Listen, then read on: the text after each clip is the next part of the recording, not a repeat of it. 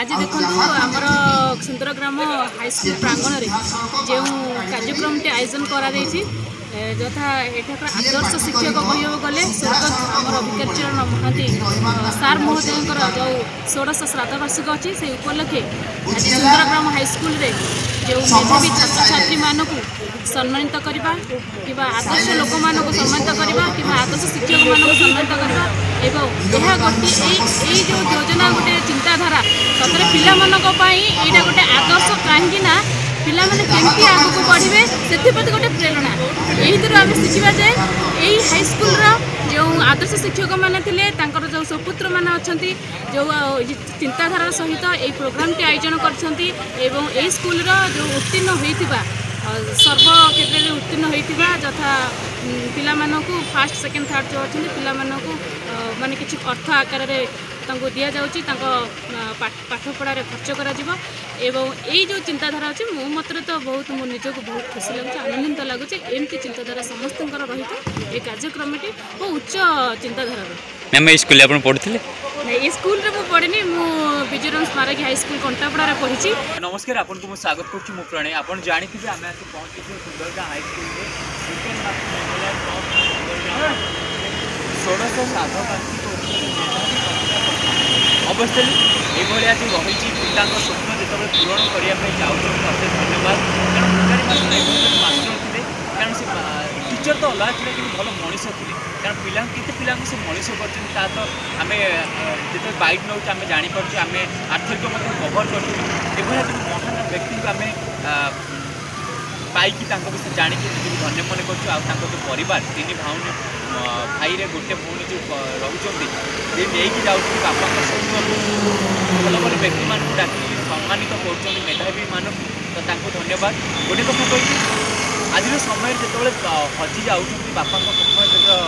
पूरण करना तो यही गोटे पदक्षेप नहीं धन्यवाद आम दवाई चाहिए ये पदक्षेप आप से यही स्कूल रे पाठ पढ़े ये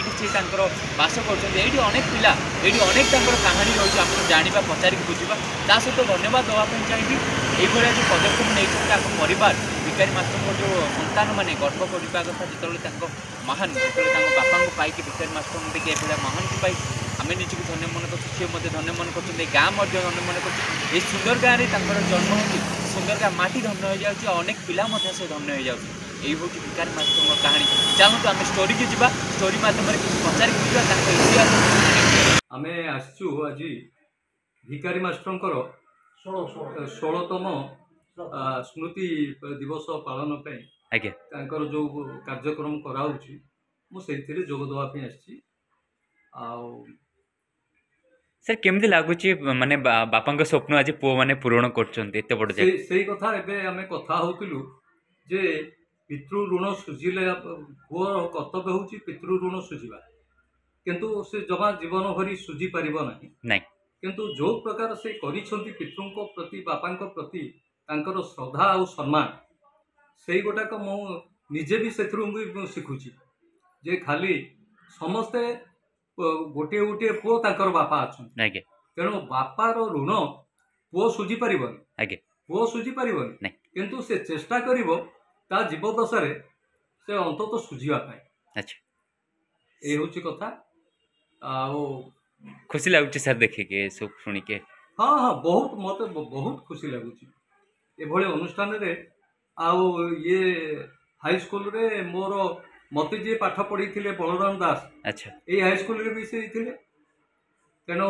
मत अनुष्ठान को आसिक मत भी भारी खुशी लगुच आज्ञा सर निहाती मात्र गोटे समाज को प्रेरणा जीव निश्चित भाव में ये गोटे मेसेज जीव ये जो माने पितृ ऋण आप बहुत भल लगुच अच्छा कौन कहूँ चाहिए ये गोटे मेसेज प्रति पिला मोर ये गोटे अनुरोध से बापा माँ को सब भल पाते बापा माँ को जमी सम्मान देवा कथा दिंतु थिबा अवस्था दिखातु जीवा अवस्था भी सेमती से सम्मान दे था जमती कि आज यही फंक्शन को आम से सकाशे आसीचु। अच्छा आज समाज रे युवक मान कौन कहूँ चाहिए युवक मैंने तो आजिकल जुगे माने सी बहुत भल से माने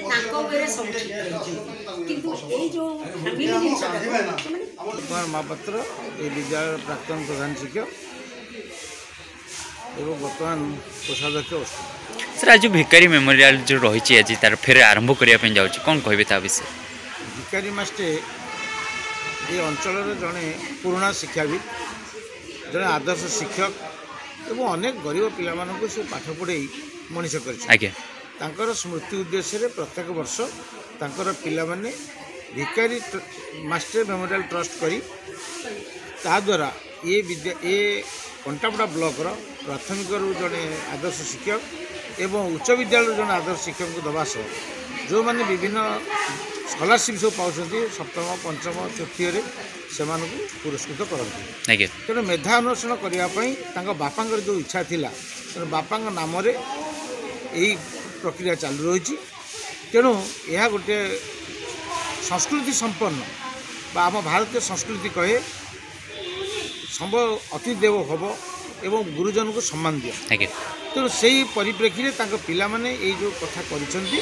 निश्चित एक स्वागतजोग्य पदक्षेप एवं या पिला प्रति बागलपुर सरपंच जसराणी सेठी समस्त को नमस्कार प्रथम करुच्ची। आज हूँ आम भिकारी सार 16 श्राद्ध वार्षिक एवं आउ गोटे खुशी खबर जे मेधा उत्सव आज आर वर्ष भी होता भिकारी सार को तो मुझे देखनी के मुझे जानी गुड पर्सनालीटी थी बहुत भल मनुष्यटे भी थे माने छुआ मान को बहुत भल शिक्षा भी दौले माने भल सुंदर भाव गढ़ी पारे जी दिवस मुझे शुणी शुणी आसला बहुत भल व्यक्तिटे भी थे तेणु ए वर्ष 3 वर्ष हो गला तेणु तो शुणी मोर भाव बोधे सी मुझे देखा होता शायद बोधे मुझे किसी शिखी पारि था बोधे किसी जन शिष्य जड़े ए जस्ट कहीकि गले मैंने केते भल टीचर जड़े थे केमती माने परीक्षा के माने प्रोत्साहन करती बहुत खुशी कथा तेणु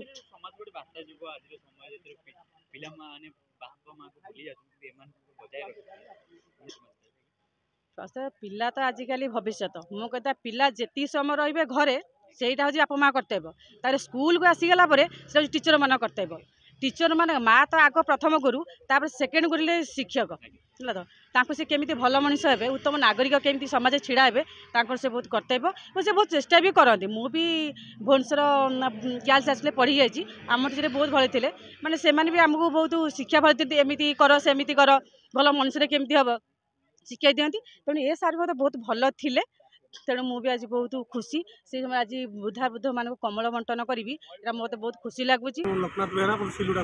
कौन रही आज सुंदरगाँ हाईस्कूल भिकारी मेम आज यहाँ हूँ भिकारी सार मेमोरियल ट्रस्ट तरफ 16 श्राद्ध वार्षिक उत्सव पालन करें ब्लॉक स्तर समस्त मेधा छात्र छात्री को सम्मानित कर कौन कहे भाया जो गोटे बापा स्वप्न पूरण कर कौन कह चाहिए बहुत बड़ा माने सौभाग्यर विषय एवं समस्त को आम तीन भाई और भौणी मानकर जो मिलित प्रयास रे पिता स्वर्गत पिता जो ये उत्सव पालन कर अत्यंत स्वागत योग्य समस्त समाज में गोटे उदाहरण अछिन्न भाव में आमर ए उत्सव पालन हो for the sweet memory of our father आम बापांकर रखे बापांकर जे भिकारी मास्टर तांकर जे बाल्य बंधु स्वर्गत बलराम दास ए संस्था को आरंभ करते एवं तांको संगे सहयोग करते आमर जे ससुर प्रशांत कानन से तांकर से शिशु किशोर पर्यंत से शिशु बालक पर्यटन से बर्तमान किशोर अवस्था से नहांती एवं आम से 3 जनकर आशीर्वाद भिक्षा करमती चली क्या गोटे जिनस हूँ जे आमर बापा जे भिकारी मास्टर से सब कहते जे शिक्षक छात्र मोर ज्ञाति जहाँ ये हूँ गोटे ज्ञाति मानकर गोटे एकाकार हूँ आ पूज्य पूजा जहाँटा कहते यहाँ तो हो पारे खुशी कौन माने मन पड़े बापा एवं जहाँ कि बलराम बाबू कही अरे तो बापा बचे थे खाया दे था लुगापटा पिंधे था औषध खर्च कर बर्तमान तो आम से वर्षकर थे कर भिकारी मास्टर जो पालन तक उत्सव यहाँ तो दीर्घ दिन धरी सुपुत्र माने योग्य संतान माने पालन कर माने मन रखापी गोटे प्रतिवर्ष ये तिथि पालन करा तार पिला सब ମାନେ ଭଲ ପିଲାମାନେ ଯେଉଁ ବ୍ଲକ ଲେବୁଲରେ ଯେଉଁମାନେ ଭଲ ପାଠଶାଠ ପଢ଼ିଛନ୍ତି ଭଲ ପିଲାମାନଙ୍କୁ ଫାର୍ଷ୍ଟ ସେକେଣ୍ଡ ଥାର୍ଡ଼ରେ ଗୋଟେ ଏନକରେଜ୍ କରିବା ପାଇଁ ତାଙ୍କ ଉତ୍ସାହ ବୃଦ୍ଧି କରିବା ପାଇଁ ଏଇଟା ଗୋଟେ ପ୍ରୋଗ୍ରାମ୍ ହେଉଛି। ବିଶେଷ କରି ତାଙ୍କ ଭଳିଆ ମାନେ ମହାନ ଲୋକ ଏବେକା ସମୟରେ ବହୁତ କ୍ୱଚିତ ଦେଖାଯାଉଛନ୍ତି।